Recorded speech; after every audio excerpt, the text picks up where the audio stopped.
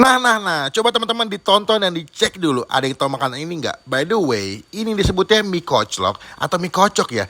Ini merupakan makanan legend di Cirebon yang wajib dan mesti kalian datengin kalau lagi jalan-jalan ke Cirebon. Ini punya kuah yang kental, creamy, wangi, dan mantap banget pasti makan lagi hujan. Takis, bos. Mantap, takis. Takis bos.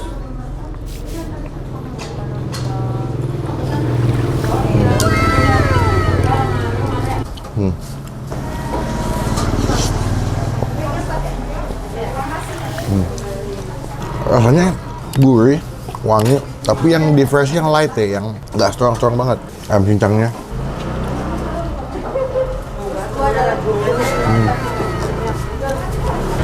Ayamnya ini mengingatkan gue kalau kalian beli bubur ayam ya, proses banget soalnya.